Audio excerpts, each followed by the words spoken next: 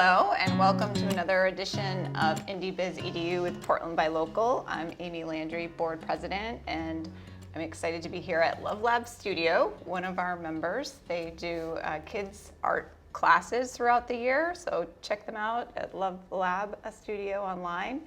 And wanted to say thank you to our speakers today, Joe Walsh of Green Clean Maine and Katie Brunelle of Matriark Solutions. And as always, thank you to Gorham Savings Bank, because without Gorham Savings, this would not be possible for us to put on. Mm-hmm. So with that, we will get started, and I'll have our speakers introduce themselves. Okay. Hi, I'm Katie Brunelle, and I'm a business growth strategist. And I actually fell into being a business owner when someone came to me with a business idea, and all of a sudden I was a startup founder and rolled and changed my education career to PR strategies. So now I help other businesses, I consult, and I help them with their strategy to reach their vision. Great. Hi everybody, I'm Joe Walsh. I founded and own Green Clean Maine. We're an environmentally friendly house cleaning company. We're located in Portland. We serve the greater Portland area from Saco to Freeport and west to Windham. And I've been involved with Portland by Local since 2006, since before I founded my business, and really excited to be here and excited to be talking about strategic planning, because I love to talk about strategic planning. So this is going to be a lot of fun. And I just want to give another shout out to Love Lab Studio. This place is beautiful, and I think the people who are joining us virtually can't see how magical it is in here, and I can't wait to take my 5-year-old son here for a class. So thank you, Love Lab Studio, for hosting us, and Christina. Hi. Absolutely. It is magical. Mm-hmm. You can kind of see a little bit of the magic right here. So to start things off, we always ask our speakers, what is the last local business that you spent money at, and why do you love them? I know. I think that the last time I really spent money was for Christmas presents. I'm going to shout out Gooey Gump, who is on Forest Ave in Portland, and her shop is incredible. It's just, that's where I go for all of my gifts and presents, but I always end up with things for me too. It's like homeware, gifts, and it's just, you walk through and you're like, what? Where's that? And it's all tucked in different corners. Absolutely recommend for gifts and yourself. Yeah, the owner, Allison, there is so talented. She also happens to be my sister-in-law. Stop it! Yes, that's Stop true. It. And she's. I did not know that. We are in Portland, Yeah. so small world. But yeah, she's so talented at cultivating her buying what she buys and putting it all together. It's really cool. Yeah, it's great. Okay, so I figured out what it was. It was standard baking. So, I mean, for maybe $1 more than a regular store-bought loaf of bread, you can get their world-class, incredible bread. And so we just kind of get our bread there now. It's just, I mean, we're lucky enough to live really close to downtown, so we can just pop in, grab a loaf from Standard, and that's our weekly bread run. So we just did that yesterday, so that was the latest. So getting right into it, I'm a startup, or I'm a small local business. Why do I need a strategic plan? So, I'll jump in. I'm looking right Yeah, so you have a vision, right? You don't just start a business without an idea of what you want to accomplish. And the strategic plan is really just, what am I going to do to reach that vision? And I think of it really creatively. Like, I'm markers and paper and whiteboards first, and I get down all of my thoughts and visualize it and make it a really creative process, and then I get down to what are the action steps, what kind of numbers do I want to see, and I guess I deconstruct it and go backwards to the nitty-gritty details. Yeah. I mean, I would say that you need a strategic plan, because when you're owning and operating a small business, there's so many things that can distract you from the big picture and big questions like, why did you get involved with, why did you start this business in the first place, and what are you trying to accomplish? there's so many things that can distract you in the day-to-day from focusing on that. So you need the strategic plan to help you stay focused. So that's why you need one. And did you ask how to get started? I can't remember if that was part of the question. Let's get into that. So Yeah. like, what are the key components then of a strategic plan? Definitely start with your vision, vision and mission, and then you have your SWOT. You really need to figure out what makes you unique. So What's a SWOT? What are your strengths, your weaknesses, your opportunities, and your threats? So you're going to really think about what are you bringing to the table in your industry, what makes you unique, and then maybe if you're a new business, maybe you're just doing this now and revitalizing, but what would you need to be better, to enhance your business? And that's your weakness. So it doesn't mean you're weak. It means what could you do to improve? What opportunities could you take advantage of, whether that's partnerships or sales or whatever, and then threats, which I hate that term, but that's your competition. Who else is in the market that you are competing with, and take a look at what they're doing and how can you differentiate yourself. That's not it. There's more. Right.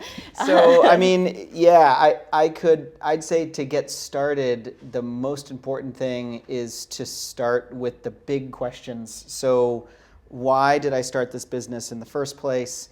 And what is it that I'm trying to accomplish? I mean, when I started my business, my whole goal, it was two things. One was I wanted to see if I could build a profitable business while creating a net environmental benefit. So there was sort of this curiosity and definitely values-driven motivation, but also I just needed to get out of debt. I just needed to make money. So like it was a very simple, I had to pay the bills and I had to get out of debt, and I was tired of kind of living paycheck to paycheck and that whole thing. So when I start setting my strategic planning, especially in the beginning, in the very early days, it started with how much money do I need to make this year? Because that was a really important question to ask. And it actually took a consultant to help me understand that that's the question I needed to be asking. And so I think start with the big picture question, and then kind of similar to what you said, Katie, back into what you need to do in order to accomplish whatever that end goal is. And for each business owner, it's going to be different. Yeah. So,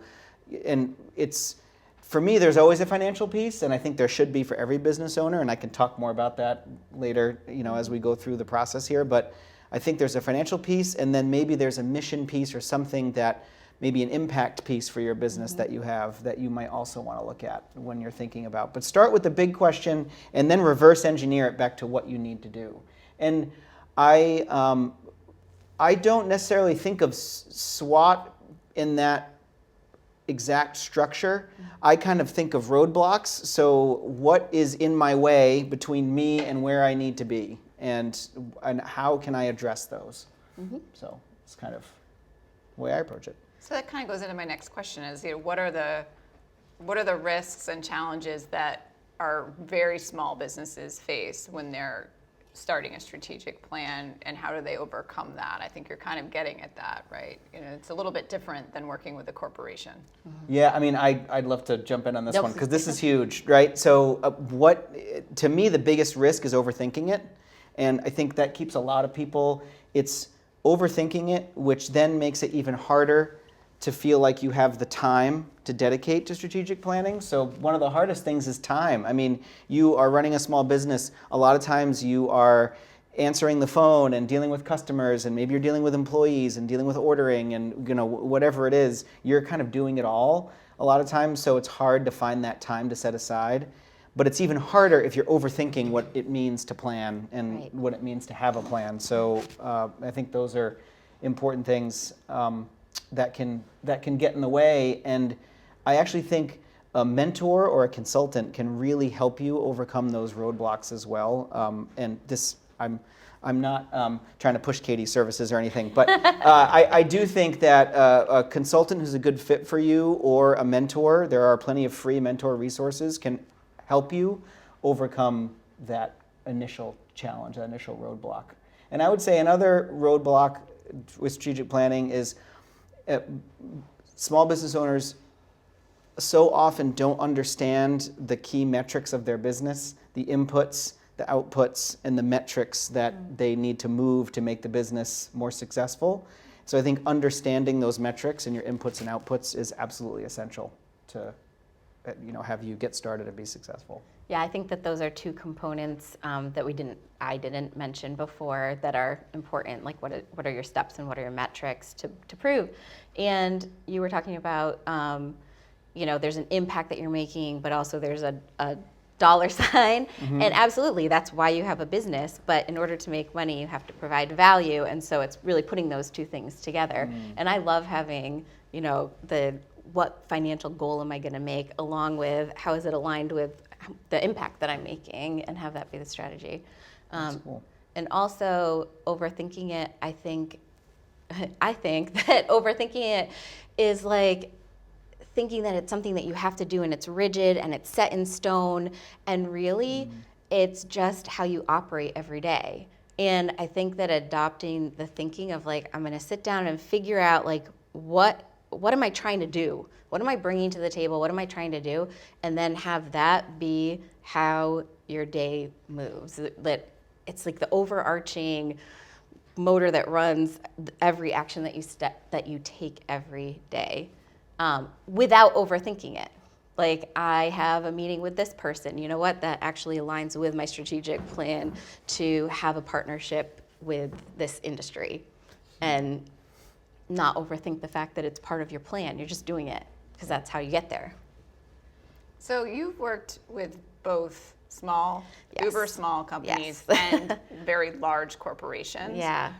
What do you see that's different for when you're working with a small business? Yeah, so the startup company that I had no idea what I was doing, and it was a lot of people saying like, hey, do you have that? What is that? No, I don't know what that is. And so where I am now is really a lot of like, oh shoot, running backwards to try to get the things to move forward.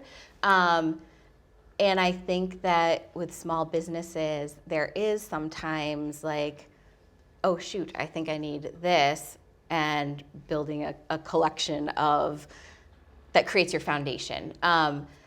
I also think that it's not to worry about starting small when it comes to investing in things, and trying to do things yourself at first, bootstrapping, and then investing a little bit, and then investing a little bit more. Whereas a corporation, I can consult with a corporation that is ready to just drop tens of thousands of dollars on traveling to different conferences for the year, like an example I was just working on. And a small business owner is probably going to say, what free resources can I take advantage of? Can I come to, a buy local event as opposed to going to a really large conference? Mm-hmm. So what are the financial challenges? I mean, I think You're right. There are financial challenges, right? Yeah. When small businesses look to do strategic planning, and I know that what I've heard from folks is like, oh, that's something that the corporations do. I don't have the resources for that. Mm-hmm. So how do I, continuing on that, what are those free resources? How do I get started on a highly, highly limited budget? Right. I know I started with SCORE in Portland. I've also worked with CEI Women's Business Center. Those are two free resources in Portland, and I had such great luck with the mentor. I don't know if it was luck. They might all be great, but the mentors that I worked with were really helpful and really detailed. I kept thinking, wow, they're taking so much time and effort into this, and I'm not paying them. It was huge. And online there are resources. I have a website that I'm building out free resources and templates and things like that, and you can find those if you Google. Yeah. And we'll be sending an email to everybody that signed up too, with all of those links. Yeah, and I would actually echo what Katie said. I've taken advantage of both SCORE and the Women's Business Center. They will actually help you out if you are not a woman. which is just sort of a little hack that's good to know Yeah, about. that is good. But yeah, I would say those are great free resources to get you started. And I've had awesome mentors at SCORE through the years, and I had a great mentor at the Women's Business Center who I actually met at a networking event. And I would say don't underestimate, especially when you're new, the power of going to networking events and just putting yourself out there. It can be hard for some people, harder for some than others to put yourself out there. But I mean, I met Gretchen was her name, and she now lives in North Carolina, but she worked with the Women's Business Center at the time. And we met at a networking event, and I don't remember what it was, but she is the one who first set up my first chart of accounts and got me going on QuickBooks. Amazing. Which is something that I wanted to mention. That's a critical strategic plan. I think we're going to talk about technology, so I'll talk about that. But yeah, they're great free resources. Yes. So yeah. I would echo that. I have to say, I consider myself an extrovert, but even networking when there's a lot of people and they're already talking and I'm like, I don't know how to bust in, I will give myself every time just talk to one person, and that's my goal, just talk to one person. And anytime I've gone to an event and talked to one person, it's created something. That one person, I think that you're supposed to connect with that person, and it's turned into partnerships and bigger things. And yeah, so don't worry about like, oh, I have to give out all these business cards and things like that. Just talk to one person if you can. Yeah. So let's move to the tools, and what are the tools out there, from technology or templates or like what's out there to help me get started and organize myself? Yeah, I mean, to me, the number one most important thing when I'm thinking about strategic planning is you have to have your financials in order. So you have to have a well-organized and clear chart of accounts, and I'm not trying to get into the weeds of accounting here, but these are fundamentals that are really important. And if you don't have a command on these, you're handicapping yourself to try and move forward. So organized chart of accounts that's clear, that makes a profit and loss statement that's easy to understand and easy for you to use as a tool to recognize what your costs are and what your revenue streams are, and get yourself on accounting software. It is not a lot of money. It might seem like a lot at first, but honestly, QuickBooks Online for $75 a month is probably the best value going in terms of software. It can do so much for you. And there are alternatives to QuickBooks. You don't have to use QuickBooks, but get yourself on an accounting software, learn how to use it, make sure your chart of accounts is organized. That, to me, is a fundamental foundation and is super important to be successful in this. And then the other tool that is really low cost or even free is teach yourself how to use Excel or Google Sheets. I know it's not for everybody. I actually have a mug that says this is going to require a spreadsheet, and that's how much everyone knows I love spreadsheets. So I mean, I really love them, but honestly, if you can even teach yourself the basics, it's one of the first things I teach new office employees in my business is I will teach them the basics of Excel and how to do formulas and simple layouts of spreadsheets, because it really helps you organize information and communicate your goals and track your progress towards all kinds of goals, whether they're financial goals or goals about customer lists or products, or there's a bunch of things you can do with Excel, but it's just teach yourself that. Those are the two biggest recommendations I would have as foundational things. I also love spreadsheets, and I never thought that I would say that. I always say I went into being an entrepreneur and a business owner thinking I was like a creative and right-brained, and like spreadsheets scared me. And then I had to sit down and do some financial, all of the things that you were talking about. And someone showed me, I think I must have learned this in high school and don't remember, but someone showed me how to do the formulas. And I was like, wait, so I put in numbers here and the answer comes out here for me? Like, this is amazing. And so now I have a spreadsheet for everything. But yes. And also, I know it might be something that seems like a given, but with QuickBooks and everything, make sure you have a business account and you're not mixing your personal banking and your business banking. Yes. It just makes things so much cleaner if you don't have to try to find everything and prove that that was for your business, and just have a business account connected to QuickBooks. It's all there for you. I think QuickBooks even does the P&L for you. It spits out a P&L. But I had an accountant who kind of said to me, we can sit down and I can show you how to do this, or you can pay me to do it. And I was like, show me how to do it. So, and then I just hand everything to him for taxes. And I actually got that, what your accountant did, getting it set up, the Women's Business Center did for me for free. Yeah. So, I mean, that's an amazing, because that can be expensive to pay someone to do that. And I would say if you have your accounting software set up properly, then a tool that will be readily available to you that you can use to plan for your business is your profit and loss. So this is how I do it. I run my profit and loss. And I learned this technique, by the way, from a consultant and a mentor of mine who has a much bigger business than mine. I always try to learn from people who are farther along the path than I am, and I ask for advice from people who are evidently and clearly farther along the path than I am, and I always sort of look for that. And anyway, this person has built a very successful service business.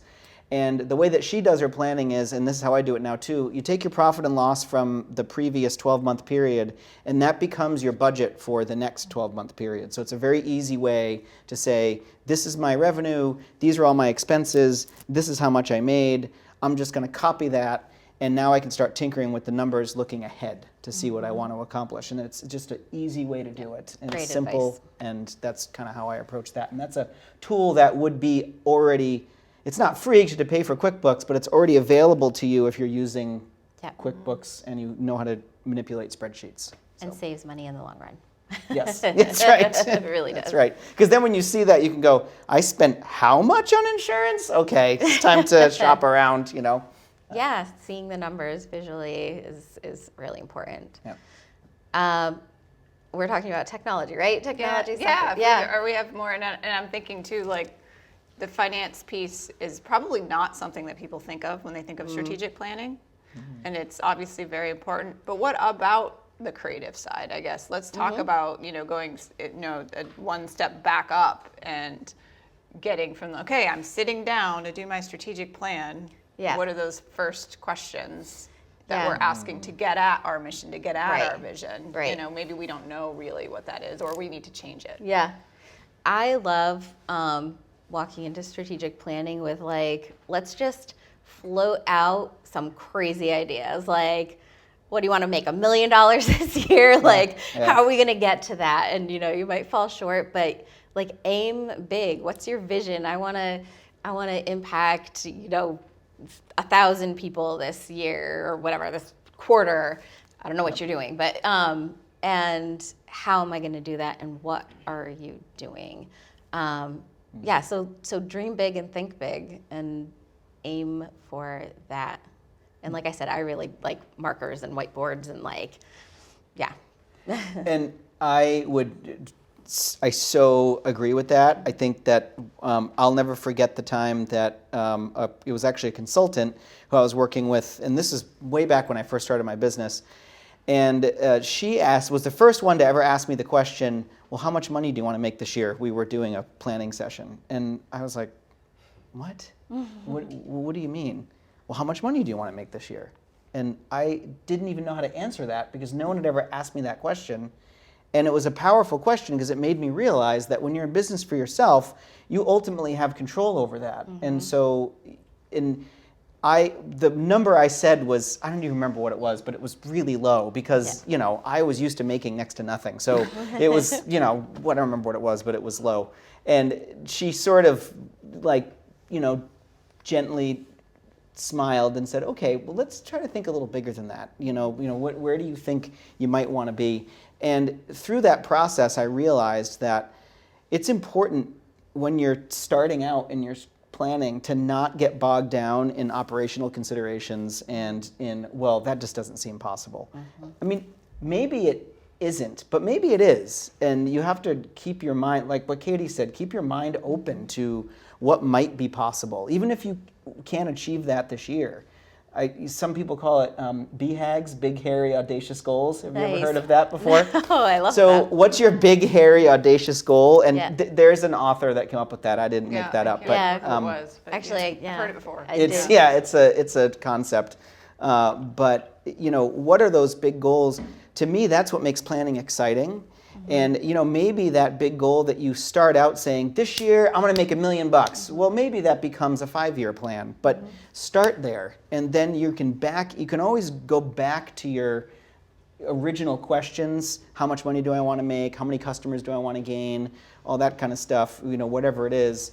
How many units do I want to sell? It depends what your business is, but you can always go back and revise that later in the plan, but think big in the beginning. It's exciting. Yeah, It's yeah. fun to think big. Yeah. You might not have hit $1 million, but you probably made more than you would have if you had limited yourself, right? And it's only impossible if you think it's impossible. As soon as you think it's impossible, it is.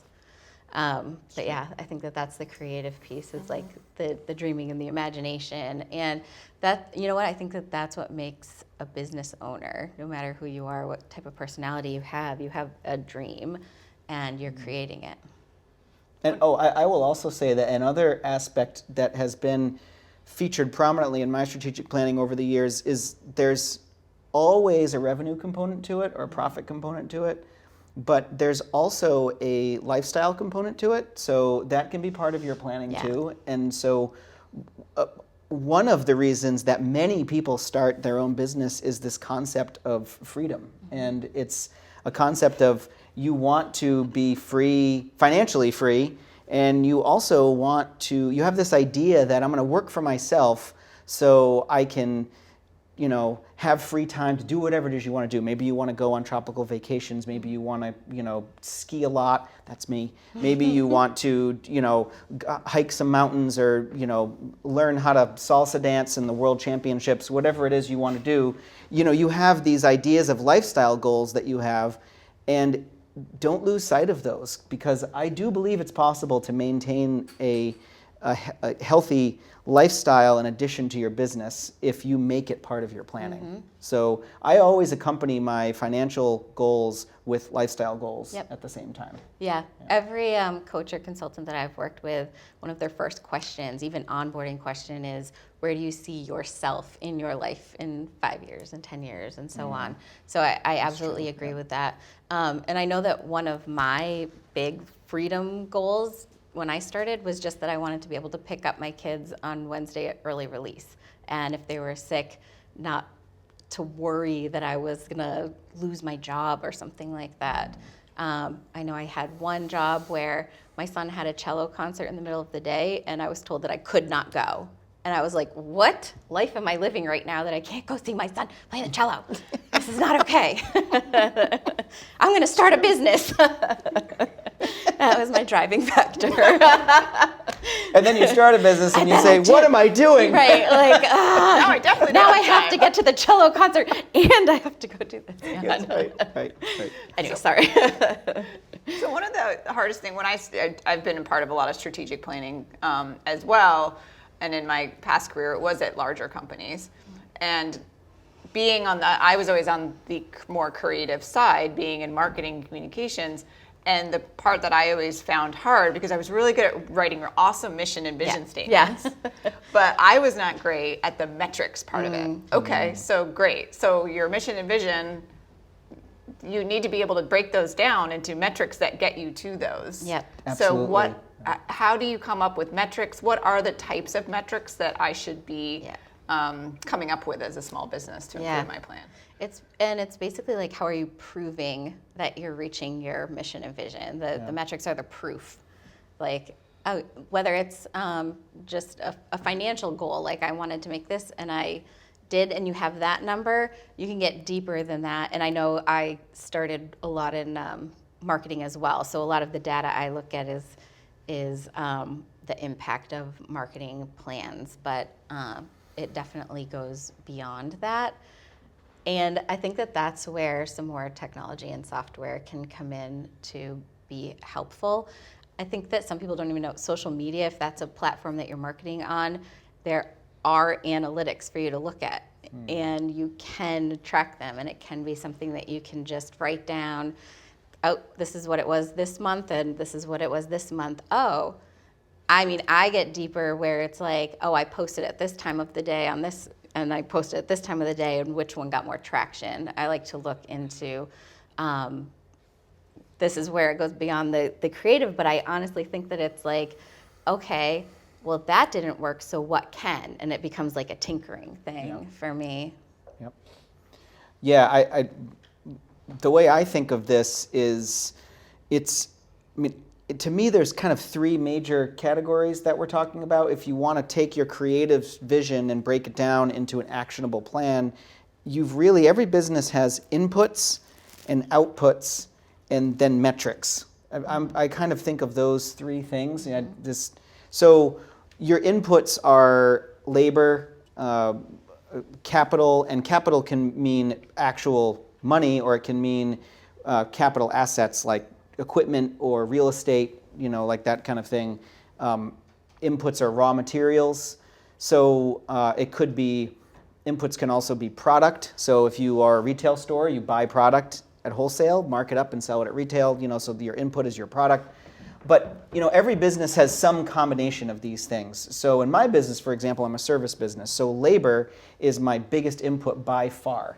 But if you had a more capital-intensive business like manufacturing, then capital is going to be a much bigger part of your input. Labor is there too, but capital is a bigger portion of it. So it just is going to depend on the type of business you have. But you have to understand what your inputs are, and then you have to understand what your outputs are.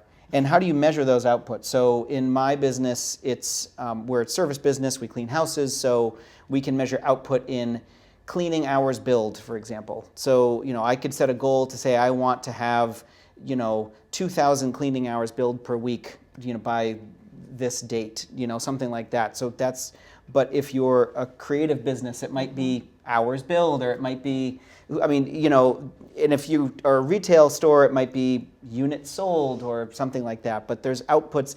And then there's the metrics in the middle. It's just understanding what are the different measurements that I need to be aware of that essentially become dials or knobs you can turn or levers you can pull, however you want to put it, that you can change the direction and course of your business by tinkering with these particular metrics. So in my business, for example, and before I say what we're focusing on right now, I will tell you that these metrics will change from year to year and period to period depending on the particular challenges your business is facing. So, for example, we figured out in my business that customer retention, like years ago, we figured out that customer retention was a problem. When you're brand new and you're building, everybody's a new customer and it's exciting and it's great. But when you get to a certain size, if you can't keep those customers coming back, it starts to become harder to grow your business because you're losing people at the same rate you're gaining them. So for us, customer retention became a really important metric. But that wasn't important in the beginning. In the beginning, it was just, can I make money and can I hire employees? It's sort of, so over time, those metrics are going to change. And another metric that's important for our business in our 16th year now is employee retention. I have 40-something employees. I am basically selling labor, so I need to keep those employees in order to be able to grow my business. And so that's another metric that we pay attention to. And so you have to understand what those metrics are. But I didn't just walk into my business on day one and be like, okay, I know what my metrics are, I'm going for it. It's something you learn over time, and I've had a lot of help from consultants and mentors to help me understand what those metrics are. Yeah. So. Yeah, and I just was filling out an application for an award and a grant, and they're asking for qualitative and quantitative metrics. So you have your quantitative, which is your numbers, and proving, this went up however much percentage. But then you have like client testimonials are your qualitative. Are people happy with your services, right? So how can you prove it? Like, I think they like it. Well, can you prove it? That's a testimonial, or, engagement on social media and things like that. So I think that we shouldn't disregard those as metrics also, but Agreed. People do want to see the numbers if you're looking for any kind of investment, if you're pitching anything. I remember that was one of those things at the beginning where someone was like, well, do you have this? You're asking me for money. Can you prove this? And I was like, You don't just want to hand me money? Right. Okay, fine. We have a banker here who's smiling and nodding. It's true. So next, we want to try to make this kind of real for people. Yeah. So we want a guinea pig from the audience. Benefit of being here in person is we want you to, I think, well, you explain how we're going to let this roll. Yeah. I think that I would just like to go through the components and see what you already know about your business, and then you can identify what areas you might need to sit down with. Mini strategy plan. Yeah. So first hand up. Who wants to do it? Anyone? Oh. Two? We have two. We Yeah. have two. Woo. Flip a coin. Here, let's go, because I know her business is very unique. Oh. Let's go, because I think we've gotten a lot of cleaning. This is a very unique business, I think, that would be. Cleaning businesses under wraps. That might stretch our, Okay. Let's do it. This it is might going to be be fun. helpful for people online that might have a more unique business. Okay. Okay. Hi. Hi. What do you want to know? First, what's your name? Hi, I'm Kate. Hi, Kate. Hi. What's your business? It's called Detailed Journeys. It's a travel company. I run small group tours, getaways, and I provide travel consulting services. That's awesome. Is it local or is it worldwide? Yes. All of the above. Awesome. Just launched a Portland getaway for June, but trying to have more tours internationally. We've run a few now to Scotland, have one for Ireland that's a private departure next year, things like that. But going to grow everywhere. Yeah. So strategic planning is really important. Yeah. How long have you been operating? Operating since last summer. Oh, okay. Yeah. So pretty new. Yes. So do you feel like you already have a strategic plan in place? No. Okay. My creative process is throw things at the wall and see what sticks. Yeah. I love working with mentors and just saying, I'm going to like throw all this stuff at you and then I need you to help me organize it. And that's what mentors and consultants are great for. So do you have a vision? And I think like when people talk about vision and mission, they get used interchangeably, and there is just like a super nuance to it. And like the vision is kind of like your, like, I want to save the world is what I think of it, and then your mission is what you're gonna do to achieve that. Yes. Do I need to speak into the mic every time? Yes, or? yeah, so Okay. people online can hear you. So my mission is to create a better overall travel experience for both aspiring and seasoned travelers through detailed and value-centric approach to trip organization, on-site community building, and unique, creative, fun-filled itineraries. Awesome. The vision is to strive to have a passionate team crafting them and building the community that leads to a loyal base of returning, inspired travelers. We want to create access to travel opportunities through both education and funding. And the goal is that both we and our customers are always learning and growing from our travel experiences. Awesome. Yeah, I can tell that you've put some thought into that. And that's definitely a strength that you have going into strategic planning, is that you know that piece, and that's huge. My website knows it. Maybe I need to write it on the wall. Yes. You know what? So when I mean, and I've worked for myself currently with my consulting, it's me and a VA and one other person, and then sometimes Quickly, can you spell out VA? I know what it is, but I yes, know not everybody. a virtual assistant who is actually local to Portland, but she works virtually. And so I have the smallest team I've ever had right now currently. And wow, I totally just spaced on what I was saying. Oh, I know. So my vision and mission, I keep at the top of every meeting that I have, so that everything that we talk about is aligned with that. So when you said, let's put it on the wall, or I actually keep my vision and mission accessible always as driving it. Do you want to jump in, or I can move on to the next? No, Okay. no, keep going. This is very interesting. So, I want to know about the money, but we'll get there. so with your company, did you do research already onto other companies that are doing something similar before you started?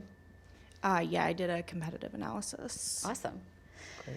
So what do you think makes your company unique compared to others in your industry? My niche is I have no niche. And that sounds a little funny, but a lot of travel companies are very strongly niching down. Are we going to serve a group of people that is retired? Are we specifically serving women? Are we specifically, serving Black travelers? Are we specifically serving queer travelers? Things like that. And in regards to building community for what I'm doing, I want us kind of all to come together as we're building that community. So I chose to not gear my travel towards any one set group of people for that specific reason. Yeah, I think that aligns with your vision really well, to bring community together. I like that a lot. So with strategic planning, and I know you have questions about numbers, do you have a goal that you want to meet financially? To be able to stop drawing from my savings. That'd be it. I think that's Currently. very common for. Yeah. For, You're not alone. Within there. the first year to what? Yeah. Yeah, I founded in 4 years ago, literally, and we know what happened a few weeks after that. Yes. So that's why I didn't start operating until last summer. And financially, to answer your question that I know is coming, it's zero. Yeah. It's nothing. How do you make money? Right now, I am selling the tours, so I'm making money that way with the trips that I do currently have out, as well as through travel consulting. So are you organizing bespoke tours and then selling them, and obviously then you're marking up? So if you book a hotel for 20 people, you're marking up the hotel rate like that. You basically have a markup on the whole trip. Is that how you make? Is that the basic structure? Essentially, yeah. Essentially, So yeah. those Excel sheets, and all Yeah. of the beautiful formulas that we use in them. I put all of that together. What's the true cost per person?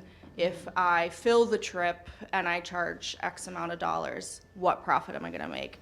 And then I go down, I literally calculate, okay, if I don't fill and I have less than one person, less than two people, to figure out what my profit will be. And then I choose how much I'm going to mark it up in order to make a profit at some point. And then with the travel consulting, it's set for 3 different levels of service at a starting price. So for example, I have 4 people who are going on a trip to Ireland in May, and I'm charging them $300 to put together a detailed itinerary. I could probably charge more than that, but I'm trying to build up my customer base to start with. Sure. So You need the customer review metric, right? Yes. Yes, The yes, qualitative. yes. Yeah, absolutely. so that's how I make the money, but I'm not making money. Right. Right. Right. And so that's where the plan comes in, where you either have to have more customers or mark up your prices, or a combination of both. And so when you were talking about it, I really saw your target market and your niche, not niche, as someone who wants to potentially expand their community while traveling and exploring a new place, but also taking kind of the planning off of their plates. So I actually would love the planning to be on my plate. Yeah. At the last IndieBiz session, I applied for a grant Yeah. specifically to take the marketing off of my plate. Mm-hmm. Because that's the big thing strategically that I'm like, I don't have any interest in. Yep. I hate posting to social media. Yeah. So that's the big one right now. I Yep. love the nitty-gritty of putting all of Yep. the trips together, but selling it Yeah.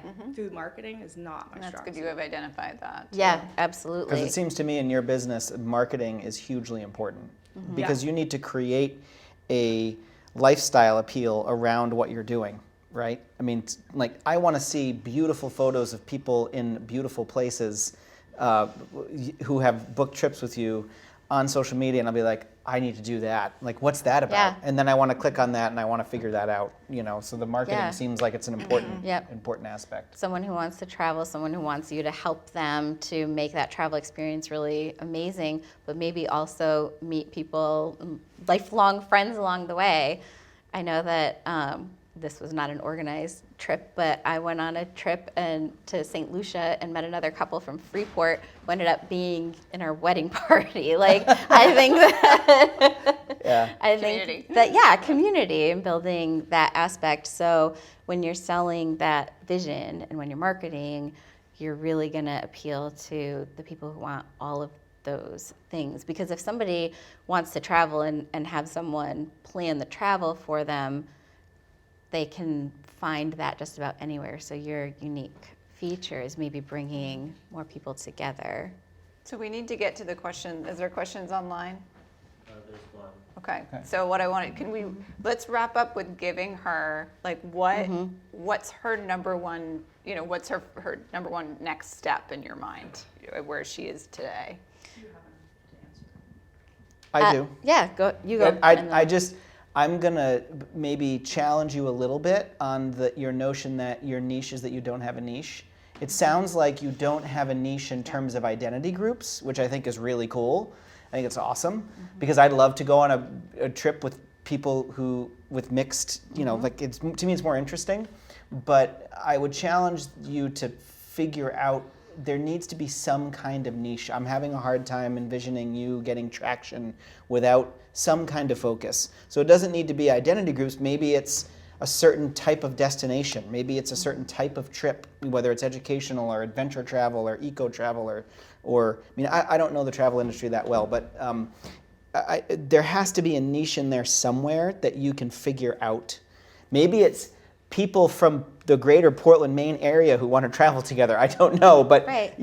There has to be some kind of niche that you can get into because without that, it's such a huge industry. I think you might have trouble getting purchase, literally and figuratively. And I think to expand on that, you can do some like A/B testing. Like, what if you put together a package for greater local Portland folks, or you put together a package that's an eco tour, whatever, in Costa Rica, which one's getting more traction? How are you reaching them with your marketing?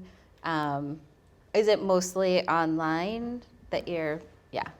Yes. It just because the niche is such a multiplier because if you can figure out that niche, then that's going to help you figure out your marketing channels and where you can get started.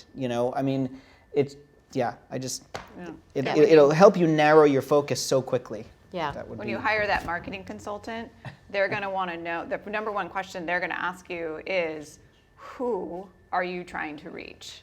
And so coming up, I agree. I think you need to figure out who that persona is.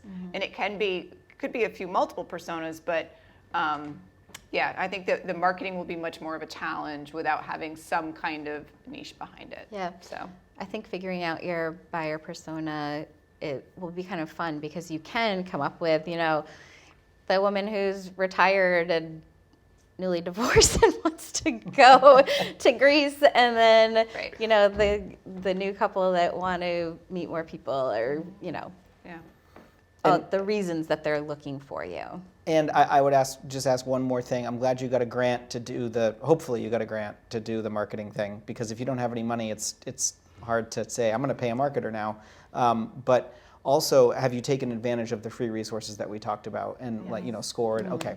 And I would say too, with those resources, it's important to not be afraid to try multiple mentors or multiple contact points, because different folks who volunteer with those organizations or work for them have different focuses and different styles that may be more or less compatible with different people. So don't give up if your first experience isn't what you had hoped. Just keep at it, and pays huge dividends in my experience. So The last thing I would say about the strategic plan is to pick maybe 3, 4 goals, like actual, maybe there's a number behind them. I want to have X number of customers. Have it be for the year, because if you hit that goal in the next 3-6 months, then you can just create another goal. And that's what I was talking about before, but I didn't expand on it, is don't pigeonhole yourself into like, this is my strategic plan, and okay, like I hit that goal, we're done. We're not done. We're going to expand on that and be flexible and keep moving. cool. So let's go to the questions online, just because we're running out of time, and then we can go to the folks in the room, because you'll have time to ask after flown by. that as well. At what point should you redefine or shift your strategy if you're not meeting your goals? I like to work within quarters. So the 3, 4, sometimes it's 2. Like, what do I want to focus on for the quarter? Maybe it's 2 goals, right? We don't need to get crazy. Like, make it obtainable, right? Because then you're going to feel successful, and then you're going to be successful. So pick 2 goals for the quarter. Come up with your action steps. What do I need to do in the next 3 months to get there? And review it. I always kind of give myself benchmarks along the way, like, okay, I'm going to review at the end of each month, maybe even once a month. Some people, they'll review it once a week, whatever. But just make sure you are reviewing it along the way. See if you need to tweak anything. And then at the end of the quarter, again, you can be flexible with yourself. You don't need to beat yourself up if you didn't meet the goal. Right. How can you change it or just move it into the next quarter? And I think breaking it down quarterly helps instead of having it be a year-long thing, because especially if you're like a procrastinator like myself, like it'll be like, oh my gosh, what am I doing? Yeah. And my approach is similar, except I actually like to do it every 4 months. It just, I don't know, I find that every quarter is too often, and then I find that twice a year isn't enough. So I like to do it every 4 months. There's a couple of other business owners who I tend to pulse with who are in my business, they're in my industry. And I think it's important to have relationships in your own industry, but also outside of your industry. You need both. But I work with a couple of business owners in my industry, and we just tend to talk to each other every 4 months or so. And it's just like a way to check in and see how you're doing. So very similar to what Katie said, but for me, it's every 4 months. I would also say, and this is hard for me because I get so driven and focused on things. Try to stay curious and solution focused, and just look at everything as a problem that needs to be solved, and don't get upset with yourself or get yourself down in the dumps because you didn't hit your goal. Just look at your goal. Did I hit it? If I did, great. Treat yourself to something. If I didn't, what needs to be different so that I can hit it next time? That's all. There's no judgment there. No judgment on yourself. And it's especially important if you have a team. You don't want to be beating your team up either. So it's just important to be focused on solving the problem. I was just on a webinar the other day with a business coach who said, what we celebrate, we replicate, and to make sure to celebrate, because then you can just keep doing more of that. I know. I wrote that down. I was like, And in our business, when we hit major goals, we all go out for margaritas. That's just sort of our culture. It's just what we do. But it can be whatever it is you like. So. Questions in the audience here? Yeah, I have a question. I guess I probably already have the answer to this question, but there's a lot of ways to spend money for like monthly subscriptions for business development.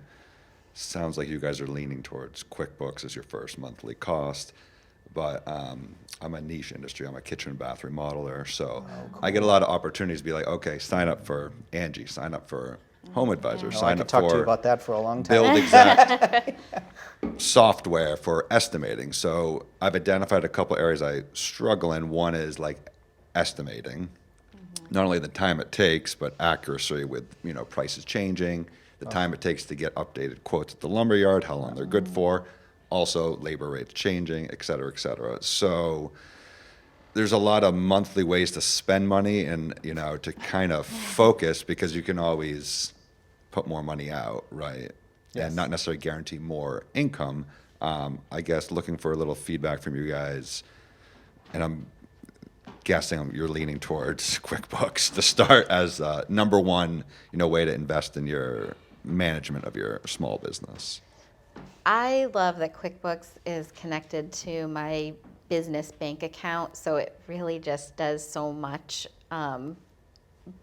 like figuring out what you're spending your money on for you. Yeah. So I can kind of, I mean, you shouldn't, but like set it and forget it for a little bit and then check back in, and you're like, oh, okay, like I have all of these graphs and charts and I know what I'm spending my money on, and then you can take that information and say, right now, I'm putting a lot of money into this. Am I getting a return on that? And it gives you that kind of measurement. Yeah, I would echo that. In same thing, and it also obviously check your credit cards and all that too for you, which is awesome. But beyond that, I think if you don't have that, absolutely, that's where you start. But beyond that, that's where I think trade groups or business groups within your industry can be really helpful, because to me, it's all, and I'm in a service business too, right? And there are thousands of people that want to take your money for whatever, whether it's, there's all kinds of things, software, consulting, marketing, whatever it is, even recruiting, training, everything. So to me, the industry groups are invaluable around to help me understand, in Maine, there's local builders associations, like things like that, to help me understand what I might want to consider. But if you have your QuickBooks in order and your chart of accounts and all that, then you can understand, I think, better where, and it sounds like you're already thinking this way, which is awesome, but where are my biggest, what are my biggest challenges right now, and what solution is going to help me with just that? As opposed to being distracted by, oh, these guys are telling me that they can solve all my business problems, because there's so many software companies, and this is not a knock on software companies, but there, You can knock on software companies. there are so many that will sell you the software as if it's going to change your life and just solve all your problems, and it's not going to, right? Yeah. So Or it's you have to upgrade. you have to upgrade to make your life better. So Yeah. I just think, and it sounds like you're already on the right track. I'd just say, stay focused on those metrics that you find you have the most challenge with, and what solution can I get that's the slimmest possible solution that will solve that problem for me. Yeah. So be my, Yeah, if your biggest problem is estimating, it sounds like, is that, Well, it's just one thing I've identified that Okay. the software is attractive. It is. Yes. To be like, I could get an estimate out in 2 days versus right, 2 weeks, like- or when am I gonna have time to really figure it out, Yeah. and Yeah. be accurate. right. for- So hone in on that, and if Yeah. maybe that and I is have a the template place. established Yeah. for certain types of estimates. It helps out a lot. Yeah. But Totally. You could start with an Excel spreadsheet, but then you could move to a software solution. I mean, this is random, but I did insurance adjusting for a while, and we used a program like for houses, and we used a program called Exactimate, and I don't know if that's still a thing, but I know there's programs out there. You can just punch in the square footage and what you're trying to do, and it'll spit out and that's estimates. what they're advertising, which is Yeah. attractive for Yeah. a small It's very business. attractive. Yeah. Yeah. Yeah. And it might be worth it. So you need Yeah. to sort of Right. say, if I had this, how many more estimates could I do? How many more customers could I close? And Right. am I big enough to actually realize the ROI on that? That's Yeah, the and question. then the other option is the rendering software. So showing a person what their Yeah. kitchen is going to look like. How much does that help? Yep, Depends on the person, right? Right. That could be the one and that that gets could be them used to, for marketing purposes. right, to and- figure out what they want and to be able to see it. Then they're like, okay, now I see why Right. 75,000 is a good investment in Right. my kitchen. Well, Right. but the thing is, you might be able to charge more because you have that That's software, what I right? was gonna So say, yeah. That's like, Yep. that would be the first thing that would go Yeah. to my As long mind. as I'm juggling Yeah. currently. Like, Yeah. Well, and then you, Back on that a little bit. Is there a software out there that would actually do both? Yeah, yeah, That yeah. that Yeah. was jumping out to me, because Yeah. then essentially you're not now got 2 subscriptions. You're actually like, hey, this is what your kitchen looks like, and basing off this rendition this is a potential approximate cost. Yeah, But I'm sure you've already yeah. I guess real quickly, there kind of is one, but it's around, they're all around $2,000 a year. And Yeah. to realize, okay, I get it. Yeah, if you get 2 great kitchens, it's well worth it. But Right. am I still going to get 2 great kitchen jobs anyway on my Right. referral network and my trade group? Exactly. So you Right. have to Like weigh my that. Wednesday night Yeah. happy hour with other professionals who Yeah. we meet up and talk what we're struggling with or what good opportunities are. And that's why I like focused software solutions. That's just my take on Mm-hmm. it. But then as you grow, you might outgrow. Like to run my business, I used a really comprehensive software solution now. But when I was smaller, I just had QuickBooks. And I did everything else on Excel spreadsheets and all that. And then as I grow, I layered in more software. And then every once in a while, you have to reassess your tech, right? And sometimes you end up rolling things in together that weren't rolled in together originally but those narrowly focused solutions tend to be cheaper. So, and sometimes they do that one job better. So it just depends. Yeah. I think we've gone a little bit over time, but we did start late, and I'll just round out the software conversation with I've used a lot of software in my day, and my husband and I actually own a construction business, so we use, I think, Builder Trend. I think I've heard that, but a lot of these software companies have conferences that you don't necessarily have to be a customer to go to. So I would say that's marketing tools, that's financial tools.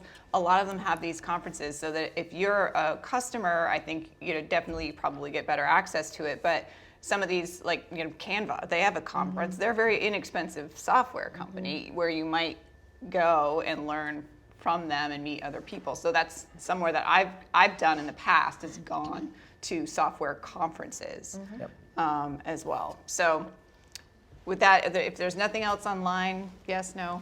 Okay. I think we'll close for today. Thank you, everyone, for attending today. Thanks for those of you that are now watching this after the fact. This will be available on our YouTube page in about a week, and it will be there forever for free. So please share it with others that you think it would be helpful for. And just last one, thank you to Gorham Savings Bank for sponsoring this series, and for Love Lab for hosting us today.